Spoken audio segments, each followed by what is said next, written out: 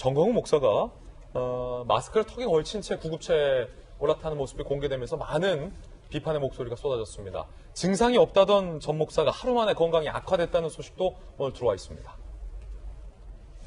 증상 없다던 정광훈 하루 만에 건강 악화, 증상 없다 이렇게 말했었는데 확진 판정 받았고 서울의료원 음압병실에 치료 중인데 확진 하루 만인 어제 상태가 악화됐다는 소식이 들려왔습니다. 전 목사의 건강 상태가 안 좋아졌다. 평상시 앓고 있던 기저질환이라고 이야기가 나오고 있는 상황입니다. 김용태 의원님, 웃으면서 구급차를 탔었고, 이른바 전혀 검증이 안 됐던 발언들을 쏟아내서 국민적인 어떤 공분까지 잃었던 전 목사의 건강 상태가 좀 많이 안 좋아진 것 같습니다. 우선 코로나가 확진되었다니까 우리 전 목사 쾌유를 기원드립니다. 하지만 전 목사는 이 8.15 집회 전후에서 보여준 모습, 국민에게 보여준 모습은 무책임의 극치라 얘기하지 않을 수 없습니다. 정말 국민을 배신하고 법률을 위반하고 정의를 독점해서 본인이 문재인 정권의 실정을 심판한다고 그러는데 저런 사람이 정말 문재인 정권을 심판한다고 하면 심판이 제대로 될 리가 있겠습니까? 국민들 설득할 수가 있겠습니까? 정광훈 목사가 얘기하는 거, 그 심정은 모르는 바는 아니지만 본인 스스로 법률을 지키고 본인 스스로 국민과 어떻게 소통할지 생각을 하면서 해야지. 본인만이 옳다 이렇게 독선적인 모습을 보이면서 심지어 법률을 위반하고 특히 국민들 전체의 생명 안전이 달려있는 이 중대한 코로나19 전국에서 저렇게 무책임한 행동을 한 것에 대해서는 그 어떤 경우에도 변명의 여지가 없을 것이고 이 코로나19 이 치료 이후에 당연히 의법 조치가 되어야 한다고 생각을 합니다. 다른 건 몰라도 현재 이 정부가 코로나19 대응하는 건 정말 잘했습니다. 그리고 잘하고 있습니다. 질병관리본부뿐만이 아니고 사실 여러 질타를 받았던 보건복지부 여러 관계자 분들도 나름 지금 최선을 다했고 그 결과로 지금 얘기할 수 있지 않습니까? 세계적으로 대한민국 가장 잘하고 있다는 거.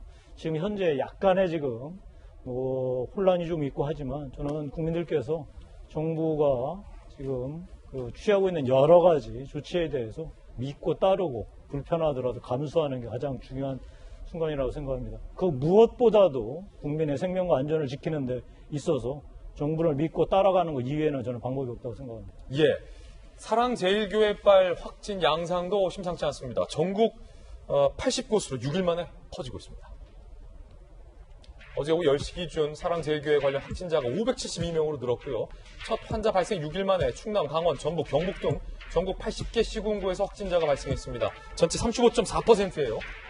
소재파 검사 대상 교인 방문자 3,436명 중에 비서울 지역 거주자가 42%가량 된다고 하니까 상당히 좀 긴장이 되는데 김준희 교수님, 네. 전국 시군구 35%에서 확진자가 발생했고 서울 외 지역 거주자가 42.6%, 외부 방문자가 등록 교인의 2.9배, 어디로 불똥이 튈지 예측이 불가능하다. 그러니까 말씀하신 대로 지금 초창기에, 그러니까 지금까지는 주로 이제 서울을 포함한 수도권 지역에서 이 사랑제일교회발 어떤 확산이 진행이 되고 있는데, 최근 조짐을 보면은 말씀하신 대로 전국 80개 시군구에서 지금 확진자가 계속 나오고 있는 상황이거든요. 이런 상황들은 앞으로 더 확산될 가능성이 많다, 전국적으로. 앞으로 더요? 예, 왜냐하면 지금 기존의 신도들이나 방문자의 어떤 조사, 그러니까 실태 조사를 했을 때 말씀하신 대로 수도권 지역이 한 50% 정도밖에 안 되고요. 나머지 타 시군구나 아니면 실제로는 주소지도 파악이 안 되는 분들도 상당수가 있다 보니까 예. 전국적으로 확산되고 있는 경향을 보이고 있다. 더군다나 신도나 아니면 방문자들 중에 실제로 지난번 광화문 집회 때 참석하신 분들도 있습니다. 그래서 이분들로 인한 전파도 지금 계속 진행되는 조짐을 보이고 있거든요. 그래서 앞으로 한동안은 지금 사랑제일교회발 어떤 확산이 진행될 거다, 전국적으로 이렇게 보고 있습니다. 걱정인데 파주에서 병원을 탈출한 확진자도 나왔습니다. 오늘 검거가 된 것 같은데 파주병원 탈출 확진자 25시간 만에 검거. 지금 화면에 보이시는 것처럼 사랑제일교회 교인 확진자 A씨가 경기도 의료원 파주병원에서 무단 일탈을 했습니다. 어제 0시 18분이요. 바닥에 엎드려 출입문까지 기어서 도주를 했다.